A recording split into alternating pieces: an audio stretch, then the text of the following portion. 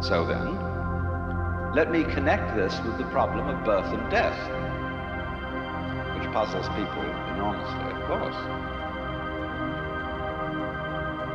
Because in order to understand what the self is, you have to remember that it doesn't need to remember anything. Just like you don't need to know how you work your thyroid gland. So then, when you die, you're not going to have to put up with everlasting non-existence, because that's not an experience. A lot of people are afraid that when they die, they're going to be locked up in a dark room forever. And sort of undergo that. But one of the most interesting things in the world, this is a yoga, this is a way of realization. Try and imagine what it will be like to go to sleep and never wake up.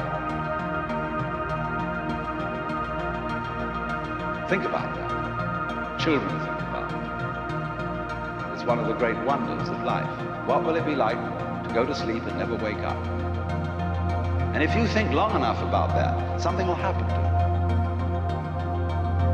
you. You will find out, among other things, that it'll pose the next question to you. What was it like to wake up after having never gone to sleep? That was when you were born. You see, you can't have an experience of nothing. Nature abhors a vacuum.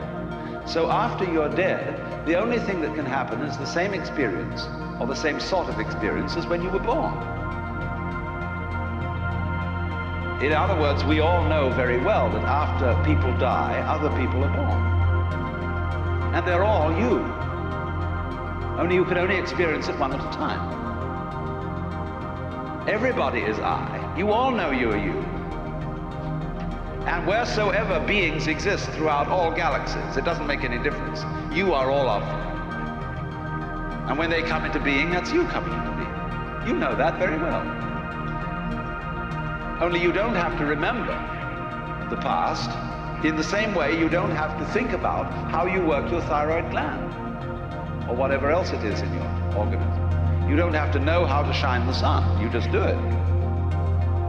Like you breathe. Doesn't it really astonish you that you are this fantastically complex thing? And that you're doing all of this and you never had any education in how to do it? You never learned, but you're this miracle?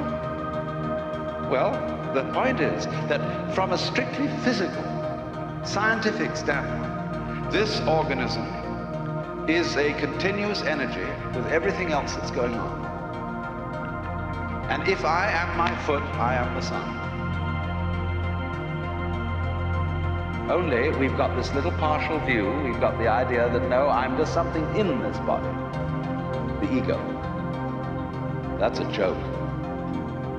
The ego is nothing other than the focus of conscious attention. It's like a radar on a ship. The radar on a ship is a troubleshooter. Is there anything in the way? And conscious attention is a designed function of the brain to scan the environment, like a radar does, and note for any trouble-making changes. But if you identify yourself with your troubleshooter, then naturally you define yourself as being in a perpetual state of anxiety. And the moment we cease to identify with the ego and become aware that we are the whole organism, you realize that as the first thing how harmonious it all is. Because your organism is a miracle of harmony.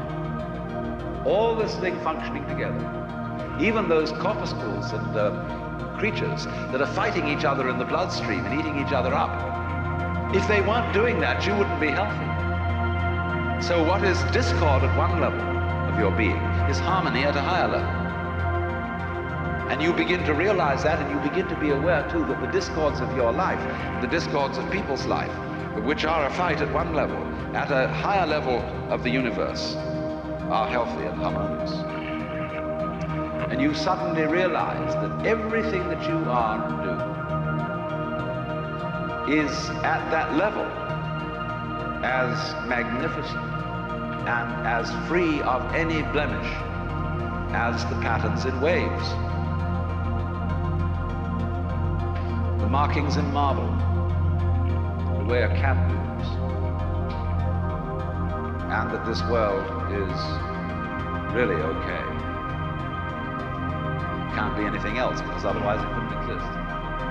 But the reality underneath physical existence, or which really is physical existence, because in my philosophy there's no difference between the physical and the spiritual.